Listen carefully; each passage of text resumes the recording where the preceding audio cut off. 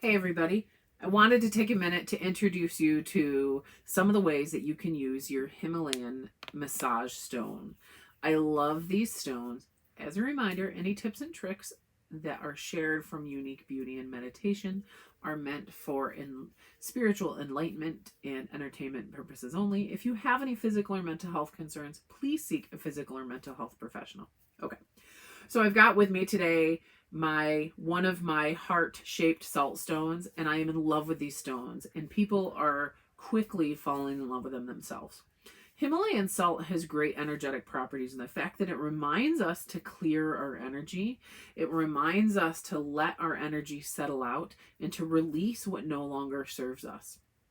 Himalayan salt stone has been known to inspire cleansing and balancing properties, as well as sometimes some protection properties. I've had people pull it out and we've used it in meditations at times. So there's a lot of ways energetically that we can use our salt stone. We can also use it as a massage stone, as a tool to massage our stiff hands or to massage our tired feet or to work out that Charlie horse that you get in your leg maybe at times, or work on your shoulders. Sometimes it's hard to really get in and massage your shoulders. Whatever it is that you feel.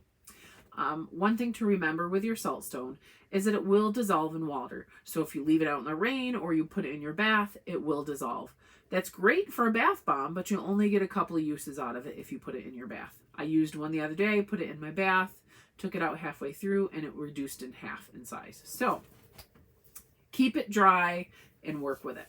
So use it. I have a lot of people that would they're like, I just set it on my heart and I sit and I watch TV and it just feels like it anchors me to the earth. It feels like it just takes everything out of me. I actually use it with my little peanut all the time. When Ava has an emotional moment and she's overwhelmed and throwing a tantrum, or she just simply is overwhelmed with the world, she'll go hold on to her salt stone and she'll sit in my lap or she'll sit in her bed and she'll just hold it and she'll just imagine that all of her bad juju, all of her icky vibes, all of her yucky emotions are all going into the stone. So it's a great mindful moment tool for kids as well as ourselves. So simply holding on to it and imagining that this stone is sucking out and taking away all of that stuff that you don't want to feel, all that cluttered energy and anything that no longer serves you. So the best way to care for your stone, like we said, put it in a Ziploc bag or a safe container so it doesn't get wet. If you have it in a humid room, don't leave it out on the table. Put it away so that way it doesn't dissolve in that humid air. One of the best ways I love to prepare my stones when I first get them, as you'll see, this one has a bit of a shiny finish to it. This shiny finish is because I've worked massage oil over it. When you first get your salt stone, you'll notice it has a little bit of a texture or a matte feel to it, and you can feel that salt texture to it. I like to smooth mine out. One of the best ways to do this is to take the massage oil, take a couple of drops in your hand, and you can use any massage oil you want. This is my favorite. As you can tell, I've used it all the time. This is a lavender massage oil from Bella Avani. Absolutely love it.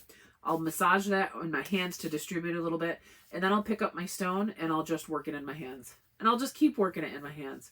And I'll just work it over time and just sit there and fuss with it. And it's that smooth motion of working it in my hands. Sometimes I'll actually be very meditative about it, and I'll invite my clients to be very meditative about it.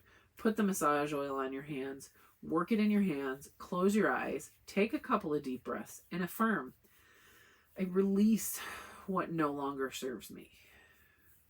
I am balanced. I am calm. Taking a couple of deep breaths, smelling that lavender soft scent, and letting the salt stone carry away any bad juju that doesn't serve you. And then when you're done, you'll notice that your salt stone starts to smooth out. Now, I have done this to mine multiple times because I use my stone all the time. So mine's really smooth and really shiny. So the other day, when Ava was working with hers, her poor little heart broke. She dropped her stone on our floor, and our floor is cement, so it chipped. It created kind of a white spot at the end right here, as well as the tip chipped off and was a little bit had a bit of an edge to it, and she was nervous that she broke it. And I'm like, you're okay, that happens to these, it happens. And sometimes they say that with energetic tools like stones, that if they break, that's them releasing some of that energy to serve you better. But either way, if you should happen to chip a corner off of your stone, then you can just simply take a soft nail file and file that edge down a little bit to soften up any rough edges.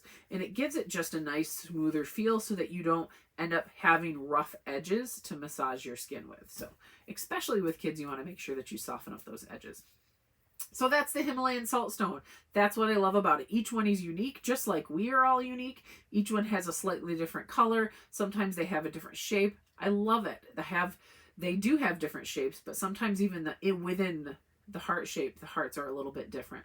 There's spheres, there's hearts, there's flat ovals that I have, and then I have options for more. So check it out. Let me know what you think. Share it with a friend. And I hope that you find some grounded, peaceful energy in using your Himalayan salt stone today. Thank you very much and have a uniquely beautiful evening.